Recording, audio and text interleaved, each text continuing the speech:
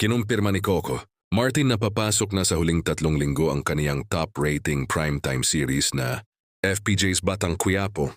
Ayon sa aktor-direktor, mas lalo pang paigtingin ang mga eksena habang papalapit ang pinakahihintay na finale.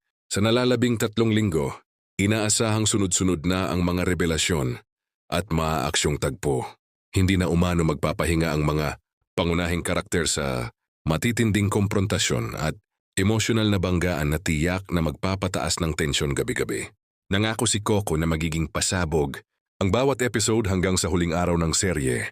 Aniya, ibubuhos ng buong cast at production team ang kanilang makakaya upang masigurong magiging makabuluhan at kapanapanabik ang pagtatapos ng kwento.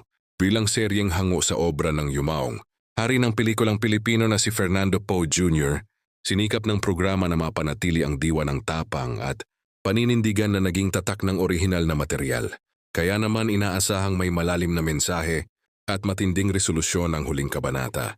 Sa pagpasok ng final 3 weeks, lalong umiinit ang usapan sa social media at sa hanay ng mga taga-subaybay. Marami ang nagtatanong kung paano magtatapos ang laban ng bida at kung sino-sino ang tuluyang mananagot sa mga nagawang kasalanan. Bagamat malapit na ang pamamaalam ng FPJ's Batang Quiapo, tiniyak ni Coco na ang pagtatapos nito ay magsisilbing bagong yugto para sa kanya. Tuloy sa mga manonood, isang makasaysayang finale ang dapat abangan sa loob ng nalalabing 3 linggo.